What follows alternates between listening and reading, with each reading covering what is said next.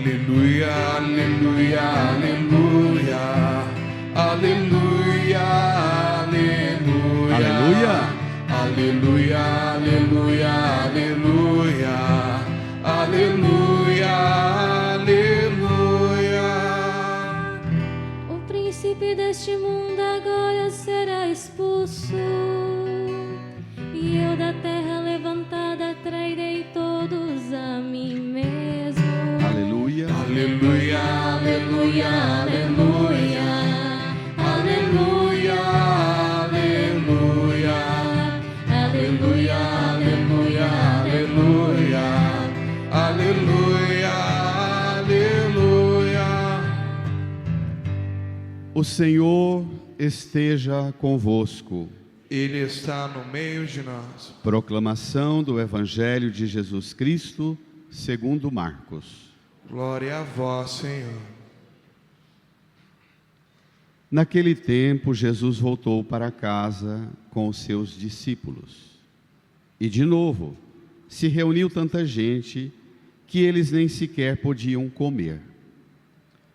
Quando souberam disso, os parentes de Jesus saíram para agarrá-lo, porque diziam que estava fora de si. Os mestres da lei, que tinham vindo de Jerusalém, diziam que ele estava possuído por Beelzebul e que, pelo príncipe dos demônios, ele expulsava os demônios. Então, Jesus os chamou e falou-lhes em parábolas. Como é que Satanás pode expulsar a Satanás? Se um reino se divide contra si mesmo, ele não poderá manter-se. Se uma família se divide contra si mesma, ela não poderá manter-se. Assim, se Satanás se levanta contra si mesmo e se divide, não poderá sobreviver, mas será destruído. Ninguém pode entrar na casa de um homem forte para roubar seus bens sem antes o amarrar. Só depois poderá saquear sua casa. Em verdade vos digo, tudo será perdoado aos homens, tanto os pecados, como qualquer blasfêmia que tiverem dito. Mas quem blasfemar contra o Espírito Santo nunca será perdoado, mas será culpado de um pecado eterno. Jesus falou isso porque diziam: ele está possuído por um espírito mau. Nisso, chegaram sua mãe e seus irmãos. Eles ficaram do lado de fora e mandaram chamá-lo. Havia uma multidão sentada ao redor dele. Então lhes disseram: tua mãe e teus irmãos estão lá fora à tua procura. Ele respondeu: quem é minha mãe? Quem são meus irmãos? E olhando para os que estavam sentados ao seu redor, disse: aqui estão minha mãe e meus irmãos. Quem faz a vontade de Deus, esse é meu irmão, minha irmã e minha mãe. Quem faz a vontade de Deus, esse é meu irmão, minha irmã e minha mãe. Palavra da salvação. Glória a vós, Senhor. Aleluia, aleluia, aleluia, aleluia, aleluia, aleluia, aleluia, aleluia, aleluia, aleluia. Sentados, nos recolhamos em oração, num tempo de silêncio. Peçamos ao Divino Espírito Santo o auxílio necessário, pois só por ele podemos alcançar a plena compreensão da palavra. Supliquemos sua ajuda, rezando.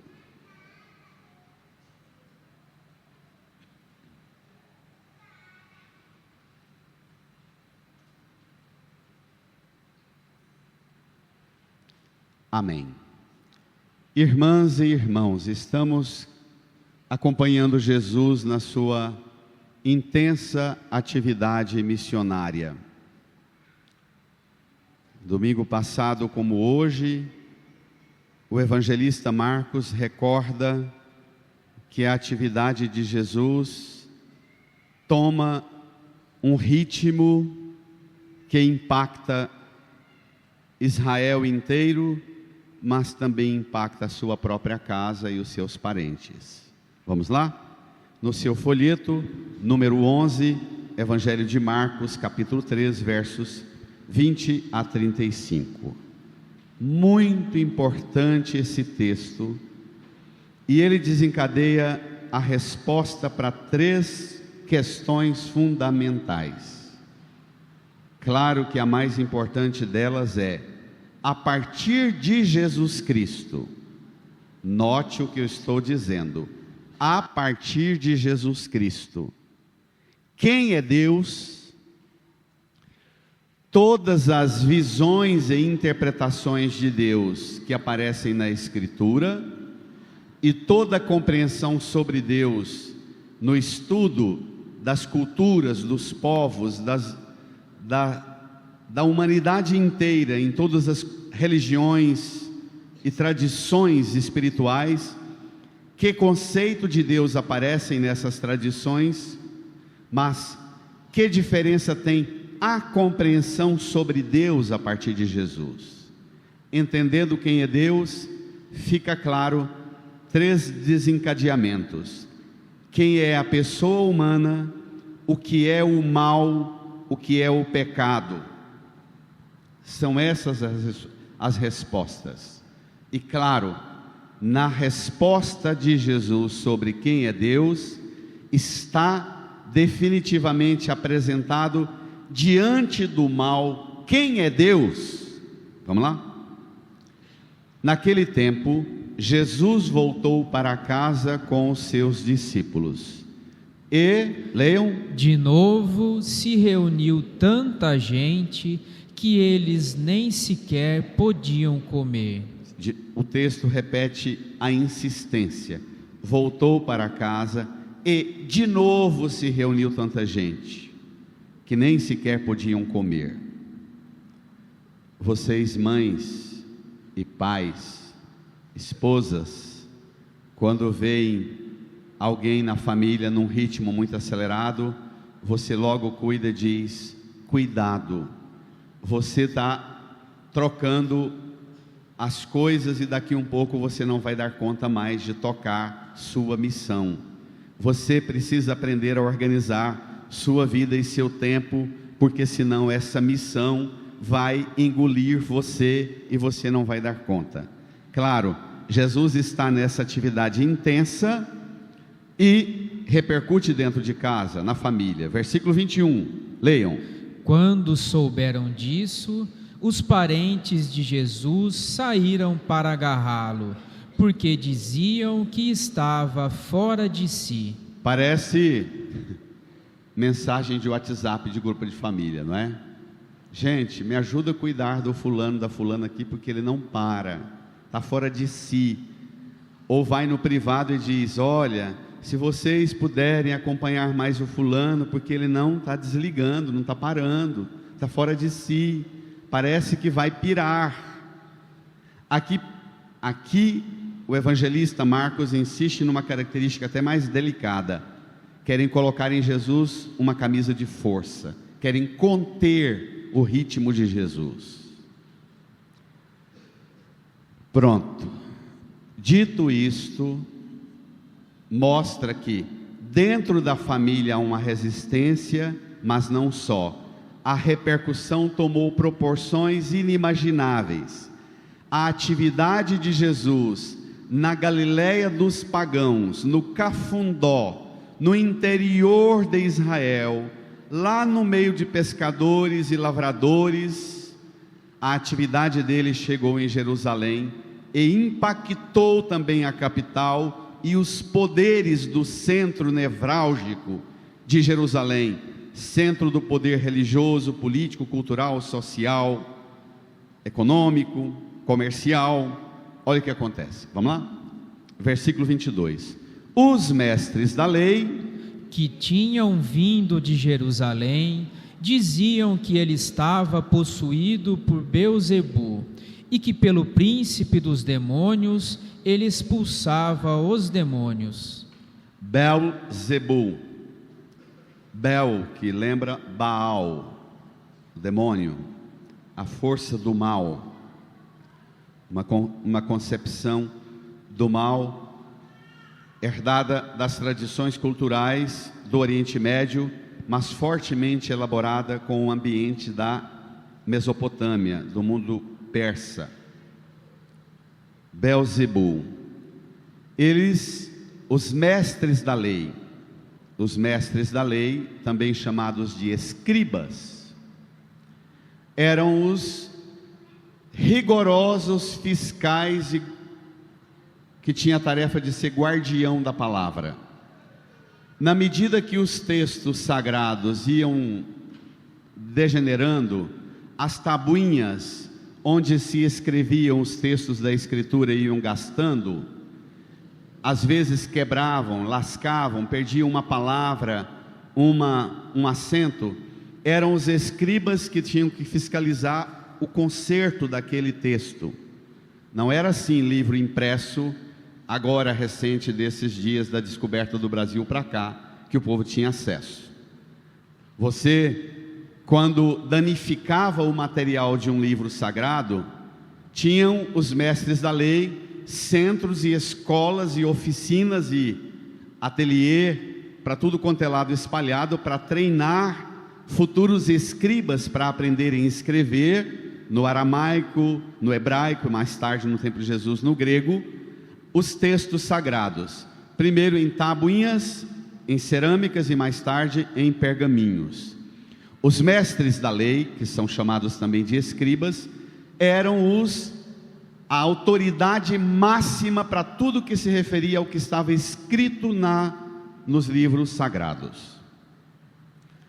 Eles vêm fiscalizar se bate a prática e atividade de Jesus, se ela confere com o que está escrito nos livros e com o que eles interpretam como deve ser vivida e aplicada a palavra. Anote isto, se estava coerente com o que eles interpretam, porque uma coisa é o que o texto o que o texto diz, a outra muito distinta é o que eu ou você interpretamos. Então essa variante, ela precisa ser cuidada. Os mestres da lei se consideravam tão importantes na função de zelar da palavra, que passam mais tarde a se acharem até mais do que a palavra, e mais fortemente, no processo que desencadeia a morte de Jesus na cruz, eles vão tomar não só o lugar da palavra, mas eles vão tomar o lugar de Deus.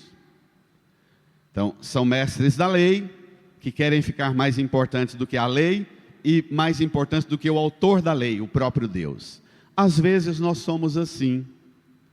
Nós damos um peso tão grande ao modo com que nós interpretamos as coisas, que a gente começa a riscar todo mundo e dizer: o que você faz não corresponde, e você não tem coragem de fazer uma avaliação.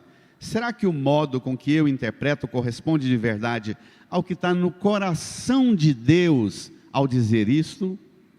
Isso é um limiar tão delicado, minha gente, que a fé católica resolveu uma coisa importantíssima. A igreja, entre a palavra de Deus e você, tem a igreja. Mas nenhum discernimento da palavra de Deus é dado pela igreja por conta própria e do argumento e da razão da igreja. A igreja só é igreja na interpretação da palavra. Entre a palavra e você tem a igreja, mas a igreja só é igreja verdadeiramente se ela respeita a primazia do Espírito Santo, porque o Espírito Santo é o intérprete da Escritura, diz os documentos do concílio. É por excelência o Espírito Santo o intérprete. O próprio Deus é que interpreta a Escritura, é que dá-nos a compreensão. Eu gosto de uma afirmação de Bento XVI que diz: as gerações de hoje têm uma compreensão muito mais larga, muito até privilegiada, maior do que de 200, 300, 1000 anos atrás. Por quê? Porque a igreja vai gradativamente também aprendendo a compreender e interpretar o que o Espírito diz. Então, esta presunção de você achar que um período da história passada a igreja era mais igreja do que hoje, isso é uma aberração.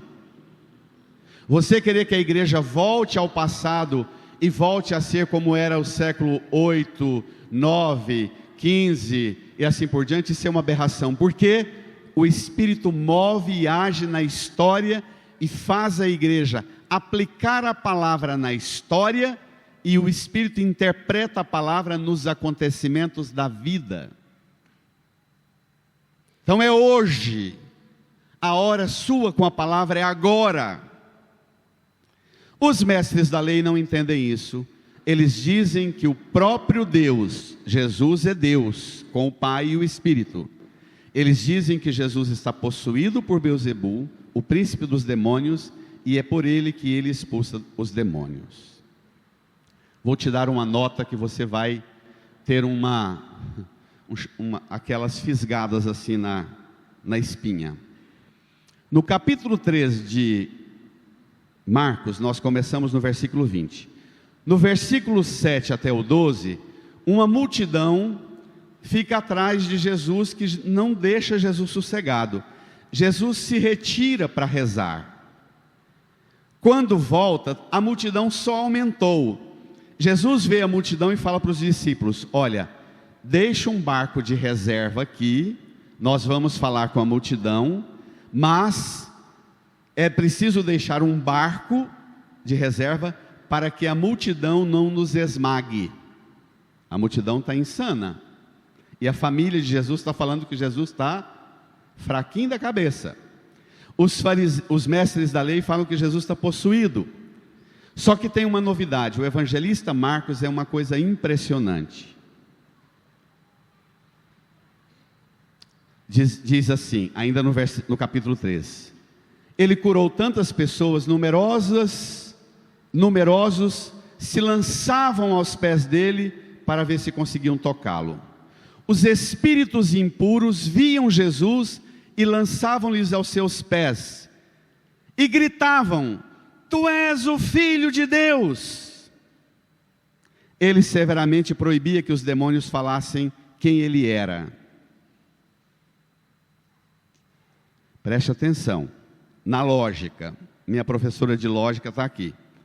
Preste atenção na lógica. Os mestres da lei falam que Jesus está possuído pelo demônio. Lá atrás, no versículo 12, os demônios gritavam quem Jesus é, dizendo: tu és o Filho de Deus. Significa que o demônio sabe mais de Jesus do que os mestres da lei. Isso é grave, não é não? Não é não? Isso para nós pregadores, minha gente, tem um peso assim de arrepiar. Isso não é simples. No Evangelho de Marcos só tem duas categorias de reconhecedores de quem é Jesus. No Evangelho de Marcos todinho, o Evangelho todo repete várias vezes que o demônio sabia quem era Jesus. Os pagãos, a cena última do Evangelho de Marcos é um oficial romano, vendo como é que ele morreu, expirou, entregou o seu espírito nas mãos de Deus, confessa: verdadeiramente ele é o Filho de Deus. No Evangelho de Marcos, só os pagãos e os demônios falam de verdade quem é Jesus. Os discípulos, as autoridades de Jerusalém, passam o Evangelho inteiro com dúvida, com suspeita, com insegurança sobre quem é esse. E é claro, minha gente, Jesus é uma realidade tão extraordinariamente nova, que até hoje a gente, pela nossa fragilidade, tem dificuldade de entender, afinal de contas, quem é esse tão doce, tão suave, tão tomado de graça e de amor assim. Pronto, dito isso, agora vem o desfecho sério. Vamos lá? Versículo 23. Então Jesus os chamou e falou-lhes em parábolas. Parábola é um modo enigmático de falar, segundo o evangelista Marcos, que só quem se torna discípulo de Jesus e segue Jesus, é no segmento de Jesus que a parábola vai ficar clara. Você ouve a parábola, cria coragem e segue-o. E a interpretação, a compreensão da palavra só se dá no segmento. Então, é um método de ensino, de pedagogia, que desperta, aguça o discípulo a um segmento, e é só pelo segmento que se alcança a compreensão. Jesus então está querendo conversar com os mestres da lei para ver se os salva da presunção e cria neles o desejo de serem discípulos. Jesus conta uma parábola enigmática, mas é muito claro o que vem. Como é que Satanás pode expulsar Satanás? Versículo 24, leiam.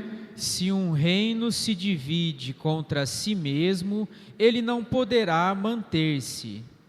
Se uma família se divide contra si mesma, ela não poderá manter-se. Reage, igreja. Assim, se Satanás se levanta contra si mesmo e se divide, não poderá sobreviver, mas será destruído. Espere lá, então.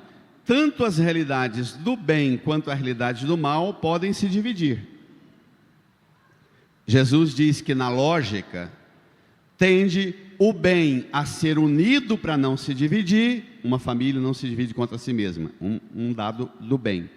O Satanás não se divide contra si mesmo. O mal também não tende a se dividir, pelo contrário, o mal tenta acirrar cada vez mais sua união, quanto o bem tende a acirrar sua união para vencer a outra força.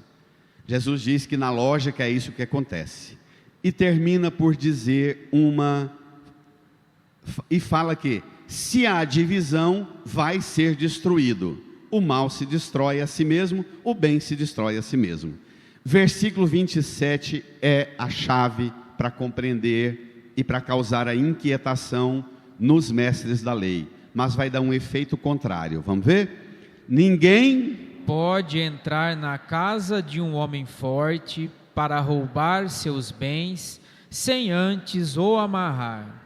Só depois poderá saquear sua casa. Espere lá. Uma interpretação belíssima de Bento XVI para esse texto. Jesus fala: ninguém pode entrar na casa de um homem forte para roubar seus bens, sem antes o amarrar. Só depois poderá saquear sua casa. Aqui, a palavra tem um cunho de instigar a inteligência e a vontade do discípulo a aprofundar. Jesus está profetizando e apresentando quem ele é. Ele é o homem forte. Na verdade, diz Bento, ele é o único forte. Que os presunçosos da lei, os mestres da lei, vão ver se vencem a força do único forte. Vão amarrá-lo, vão obrigá-lo a carregar a cruz, vão pregá-lo na cruz, vão fazer tudo para arrancar dele toda a seiva vital, para enfraquecê-lo e impedir que ele seja o forte. Porque os mestres da lei têm prestígios e privilégios, se tornaram uma casta religiosa, reconhecida com mimos, afagos e presentes, e reconhecimentos sociais, e likes, e elogios, e seguidores na internet. Os mestres da lei se tornaram deuses. E Jesus diz: olha, para vencer o forte tem que amarrá-lo. Os mestres da lei escutam essa parábola e dizem: pois é o que nós vamos fazer, nós vamos amarrá-lo. E voltam para Jerusalém e tramam amarrá-lo, prendê-lo e matá-lo. Portanto, aqui Jesus se apresenta, ele é o forte. E ele apresenta o resto é fraqueza. Seja do mal, ou seja de nós, discípulos e discípulos, que mesmo querendo o bem, nós precisamos dele, o único forte. Olhe para a cruz. Não deixe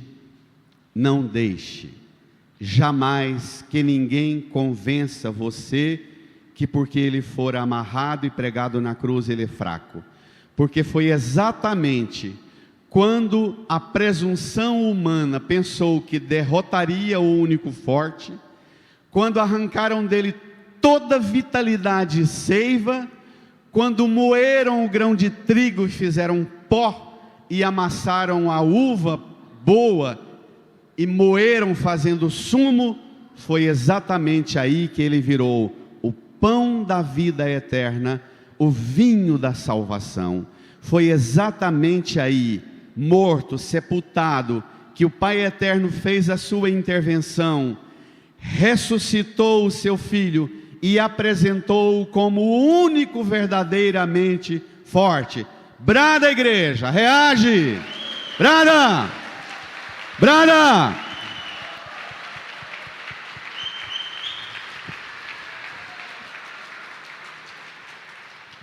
Esta é a resposta de Jesus ante as ameaças.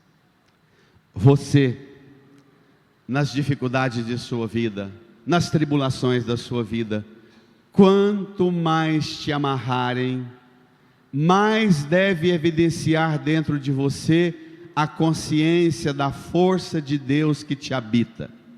Quanto mais parecer que o mundo vai te moer e te derrotar e te destruir, mais em você deve ser incendiado o fogo do Espírito para queimar todas as cordas que te amarram, derreter todas as correntes que te acorrentam e te fazer discípulo e discípulo do único forte, que não suporta ver nenhuma discípula e discípulo dele aniquilado. Amém? Amém. Amém? Amém. Ora, agora vem a parte, o que a gente chama, no estudo da teologia, a gente chama da dobradiça. A porta fica no portal e tem a dobradiça, que liga a realidade de dentro para a realidade de fora. Não é? É aquilo que firma a porta.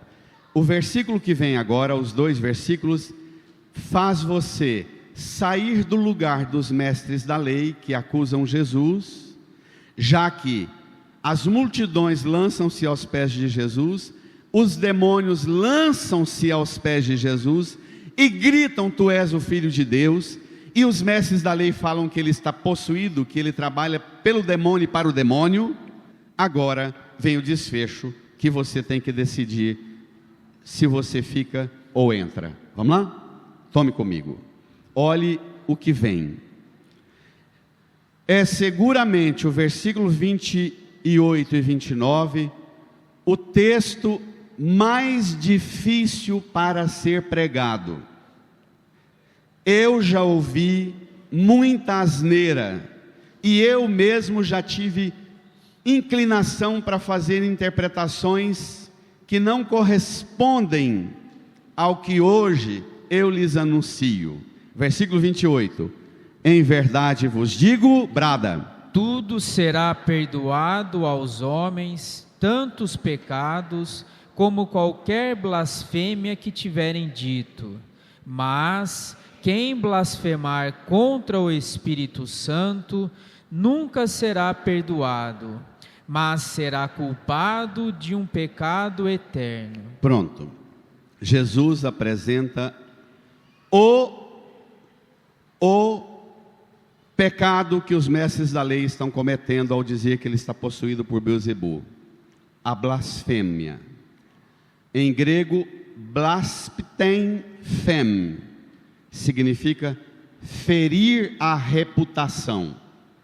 Blasfêmia significa ferir ou danificar a reputação. Os mestres da lei estão ferindo, danificando a reputação de Deus. Esse pecado contra o Espírito Santo é o único que não tem perdão. O problema é que é fácil demais. Se você não teve Maria Helena Café de professora de lógica, é fácil demais você fazer uma interpretação estúpida disso.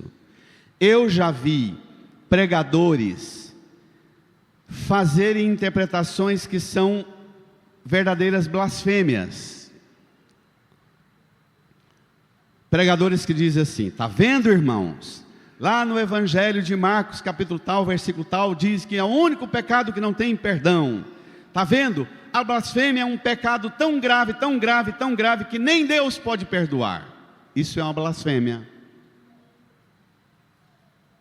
Os pregadores pensam que estão clareando para você a gravidade da blasfêmia e blasfemam falando isso, porque a blasfêmia é recusar aceitar que Deus tem poder, através de Jesus, de perdoar pecados. Isso é a blasfêmia. A blasfêmia não é a declaração de que Deus tem limite, como alguns pregadores e alguns intérpretes da Escritura o fazem de forma equivocada. Não é porque a misericórdia de Deus seja insuficiente. A blasfêmia não é porque é um pecado tão grande que põe limite em Deus. Não, isso é blasfêmia. Você interpretar qualquer coisa que você pressupõe que põe limite em Deus é uma blasfêmia. A blasfêmia é não reconhecer que Deus é infinito no poder dele e que não há nada no mundo que possa pôr limite em Deus. Você vence a blasfêmia dizendo: nada no mundo põe limite em Deus. Você blasfema quando diz: a blasfêmia é tão grave que Deus não pode perdoar. Entendeu, gente? Tá claro? Portanto, o centro a base é dizer: eu creio firmemente que não há nada no mundo que põe limite em Deus. Nenhum pecado meu é maior que o poder de Deus. O pecado contra o Espírito Santo consiste no seguinte: é negar-se a reconhecer o poder que atua por meio de Jesus, atribuir a Satanás, como os mestres da lei estão atribuindo, as obras que Jesus realiza pelo Espírito que ele recebeu na unção do batismo que desceu sobre ele. Tal recusa é contrária ao perdão, pois nega o perdão. São Cipriano, que é um mártir da igreja, morto pelas potências do Império Romano, São Cipriano dizia uma coisa impressionante: como não crer no poder de Deus? Que medo do mal pode ter o que segue Jesus? Que medo poderia vir? Escute, que medo poderia vir do mundo para aqueles que têm como protetor no mundo o próprio Deus? Que medo pode dirigir sua vida neste mundo, cujo protetor seu no mundo é o próprio Deus? São Cipriano, século IV. O que está por trás aqui? As correntes fraquíssimas. Quem segue literatura, acompanha cinema, viveu aí os últimos 20 anos a onda inflamada do Harry Potter. Todo mundo aqui viu, não viu? Aquela visão mágica de Harry Potter fez surgir um catolicismo Harry Potter, que é bonito, que é instigante, que é fantástico, mas é fantástico, não é revelação bíblica. Aquela visão de Harry Potter faz você recuperar as fórmulas mágicas das religiões pré-bíblicas, que você vive neste mundo protegido por Deus através dos fenômenos escondidos nas realidades. Nesse vaso tem um raminho aqui sagrado que um anjo deixou para te proteger quando você passasse. Debaixo desse banco tem uma medalhinha escondida que te guarda.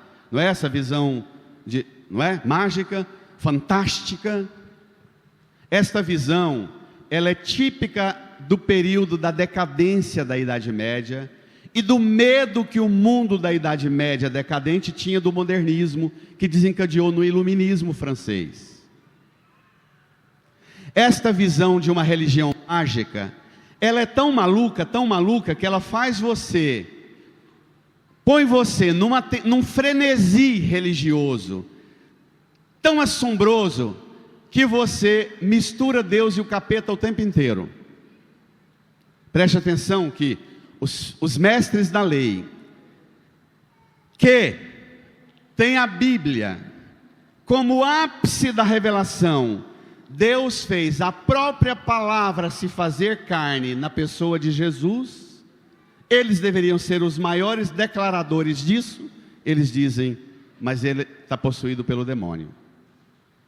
Gente que não tem fé bíblica, fé cristã, fé revelada, tem essa religião baseada nos assombros e nos medos do mal. A porta bateu, que será isso? É o capeta ou é um anjo de Deus? Isso é o tipo do universo das religiões, do mundo decadente, da crise da Idade Média e do assombro com o mundo moderno que adivinha.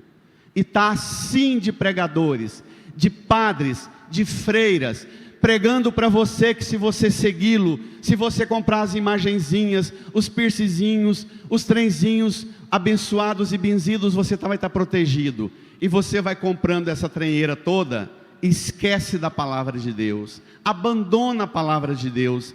Minha gente, quer saber como é que Deus se relaciona com você? Deus se relaciona com você não nessas formas fantasmagóricas e mágicas.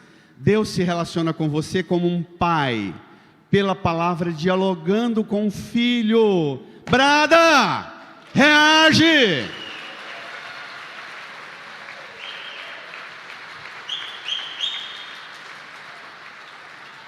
E se for preciso, ele faz o seu filho,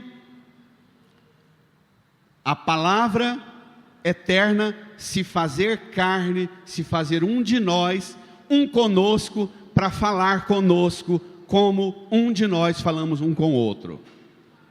Amém?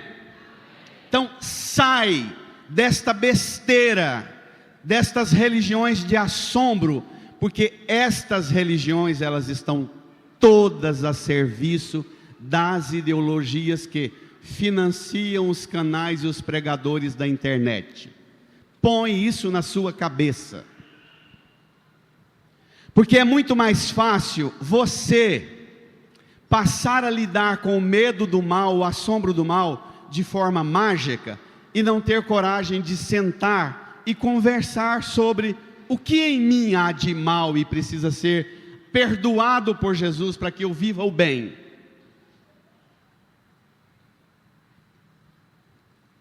Quer entender isso? Rapidinho, vem na primeira leitura, livro do Gênesis. Como é que Deus sonhou o mundo? É fascinante. É quase mágico como Harry Potter, mas é muito diferente da magia da literatura e do cinema. Depois que o homem comeu da fruta da árvore, o Senhor Deus chamou Adão dizendo: onde estás? E ele respondeu: ouvi tua voz no jardim e fiquei com medo porque estava nu. Olha e me só. escondi. E me escondi. Olhe como Deus sonhou a relação dele com você. O sonho de Deus é conviver como um com você no jardim, que você ouve a voz e escuta o barulho dos passos dele no jardim. Esse é o sonho de Deus. Íntimo assim, puro assim, suave, só Deus é assim. Mas a pretensão humana de querer ser Deus e tomar o lugar de Deus como os mestres da lei, eu comi do fruto da árvore, porque a mulher que me deste como companheira me deu, eu comi. Deus vai falar com Eva, então por que você fez isso? Ah, foi a serpente que falou comigo e eu comi. Deus vai falar com a serpente, ah, foi o jacaré que mandou eu fazer. Deus fala com o jacaré, ah, foi a tartaruga que me falou, e até hoje está caçando quem é o diacho que começou a encrenca do pecado no mundo. E resolve, não caçando quem começou, mas resolve o mal do mundo, sabe que jeito? Tendo coragem de pôr a mão aqui e dizer, Jesus, o que há de errado e pecado em mim, perdoa-me, corrige-me, educa-me, restaura-me, renova-me, para que eu viva como testemunho do amor e da graça do Senhor. Ponto. Simples assim. Amém? Amém. Basta isto. Por quê? Agora vem o desfecho dramático. Jesus falou isto porque diziam, ele está possuído por um espírito mau. Nisto, versículo 31, chegaram sua mãe e seus irmãos. Eles ficaram do lado de fora e mandaram chamá-lo. Lá no começo do evangelho, os parentes queriam agarrá-lo. Agora tentam fazer uma espécie de pacto mais suave de amizade. Não, chame ele lá. Não vamos lá agarrá-lo, não. Chame ele lá que a gente conversa com ele aqui fora, foge da muvuca. Olha o desfecho. Mandam chamá-lo. É o mesmo que dizer, já que ele é famoso, que até o povo de Jerusalém está vindo para ver quem ele é, nós somos os parentes desse famoso. Nós vamos lá e dizemos a ele, vem falar conosco aqui e ele virá. Versículo 32, leia. Havia uma multidão sentada ao redor dele. Então lhes disseram, tua mãe e teus irmãos estão lá fora à tua procura. Ele respondeu, quem é minha mãe e quem são meus irmãos? E olhando para os que estavam sentados ao seu redor, disse, brada, aqui estão minha mãe e meus irmãos. Quem faz a vontade de Deus, esse é meu irmão, minha irmã e minha mãe. Se você quer viver o plano de Deus para a sua vida, qual é o lugar primeiro onde você enfrenta dificuldade? Dentro da sua família, dentro de casa. Tendo coragem de dizer assim, agora é hora da gente conviver, aqui na mesa ninguém, na hora da refeição ninguém vai ficar com o celular à mesa, ponto. Tá claro?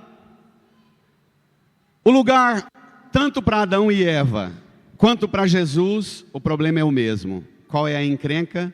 Quem quer desviar do fazer a vontade de Deus, são os próprios que estão conosco, somos nós mesmos que estamos na vida uns dos outros, minha gente. Nós é que somos mais do que o capeta, o inferno, o demônio, a serpente, a maçã, o diacho que for. Não há nenhuma coisa mais perigosa no mundo, mais do que o inferno, o demônio, Satanás, a potência do mal, toda a magia do mal que existe. Nenhum mal é tão perigoso do que aqui dentro de mim, fugindo do fazer a vontade do Pai. Está claro? Esse é o perigo.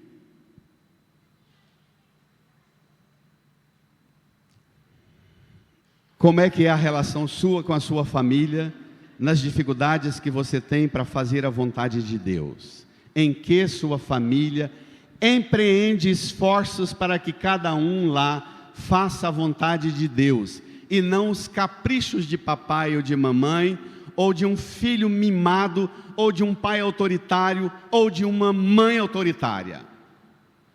Que empreendimento é a sua casa, para que lá dentro impere o fazer a vontade do Pai, e não os seus caprichos? Esta é a questão.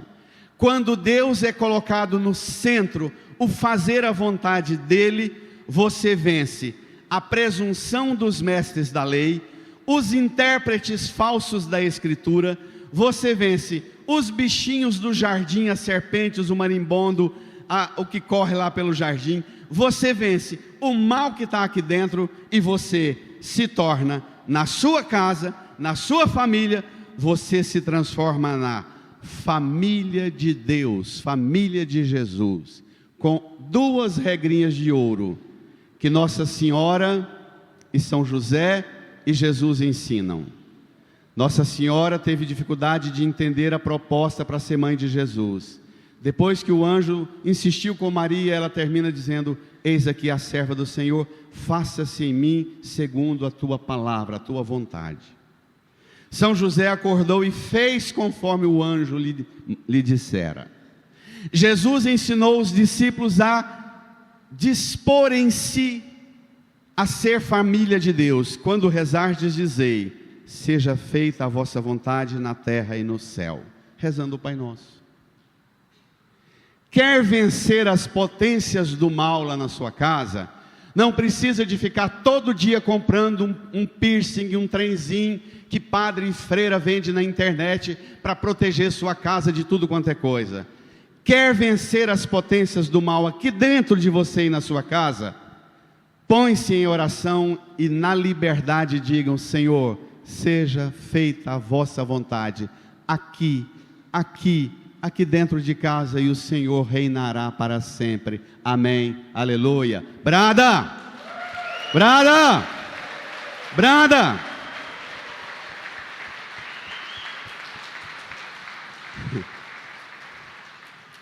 Esses pregadores que gostam de passar medo em você, medo do capeta, e você fica um bicho tão neurótico, com medo do capeta, que todo neurótico, medroso do capeta, tem medo também de Deus. Eu nunca encontrei um doente na fé que é assombrado com o capeta que também não tenha medo de Deus. Então, minha gente, a correção não é da parte de Deus, é sua. Está claro? Amém? Amém. Agora é hora então de você fazer um exorcismo bom e dizer a Jesus: eu creio que mesmo amarrando o Senhor, não arrancaram do Senhor o poder de perdoar. Pelo contrário, quando amarraram o Senhor, o homem forte, foi lá que o Senhor derramou o único remédio capaz de perdoar: o seu sangue derramado na cruz. Amém. Amém. Incline a sua cabeça, ponha-se nas mãos de Jesus e aceite de Jesus a autoridade dele, e confesse que você reconhece verdadeiramente que ele age pelo poder de Deus, pelo poder do Espírito, pelo poder do amor que é Jesus. E apresente a ele o seu pedido de perdão, que ele expulse de você todo o mal, da sua casa, da sua família, todo o mal, e recupere o seu coração como um jardim onde Deus passeia, a sua casa como um jardim onde Deus conversa e passeia. Fale para Jesus resgatar esse jardim que você perdeu no seu coração e na sua casa. Reze e renove a sua fé.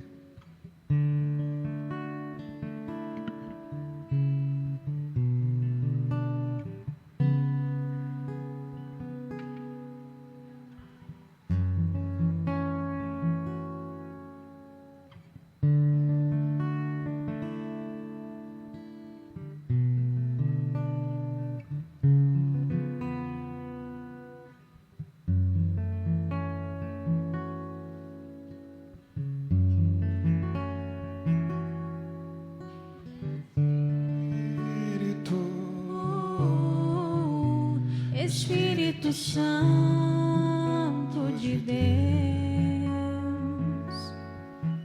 Espírito,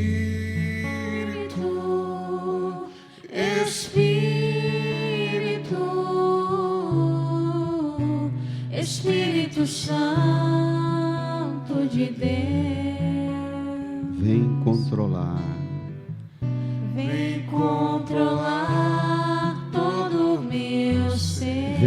dirigir o meu viver. Vem dirigir o meu viver, O meu pensar, o meu falar, o meu pensar, o meu falar, o meu sentir, o meu o agir. meu sentir, o meu agir. Canta, igreja. Espírito, Espírito, Espírito Santo de Deus. Fiquemos de pé. Canta. Espírito, Espírito, Espírito Santo de Deus. Deixe o folheto no banco, estenda as mãos aqui para a cruz de Jesus. Reze comigo, ou se preferir, reze segundo o Espírito de Deus te indicar. Senhor Jesus, Senhor Jesus, por esta palavra por esta palavra que ouvimos e meditamos, que ouvimos e meditamos, eu renovo eu renovo a minha fé a minha fé, na autoridade do Senhor, autoridade do Senhor, o único forte, o único capaz de vencer capaz de vencer o poder do mal, o poder do mal, do pecado, do pecado, da ignorância na fé, da ignorância e da fé, pois na cruz, pois na amarrado e pregado, amarrado e o preso, Senhor revelou o Senhor verdadeiramente verdadeiro, a autoridade de Deus, autoridade, no poder do sangue o poder do que sangue, perdoa, que renova a nossa vida, nossa vida, o jardim o jardim, onde Deus caminha onde Deus e caminha convive conosco e convive e fala conosco. Por seu sangue, por seu lava-me dos meus pecados. Põe a mão no seu coração, incline a cabeça, acolha o perdão do Senhor, confesse ao Senhor a necessidade que você tem do perdão, reconheça a autoridade dele sobre todo o pecado, que não há nada que põe barreira em Deus, não há nada que põe limite em Deus, porque ele é maior que toda a potência do mal. Ele vence tudo e supera tudo. Acolhe esse perdão. Comece a agradecer por Jesus recuperar o jardim onde Deus passeia no seu coração, na sua casa, na sua vida, no mundo, e faz a gente tratar-se uns aos outros como irmã e irmão, no jardim que Deus criou, o jardim de Deus e o jardim do homem e da mulher, o mundo e a criação toda. Louve Jesus, agradeça Jesus pela sua vida, pelo seu trabalho, pela sua luta para cuidar desse jardim e da graça de conviver com Deus em tudo. Amém. Amém. Dirija quem está do seu lado, dê um abraço de perdão e amor, deseja a paz de Jesus.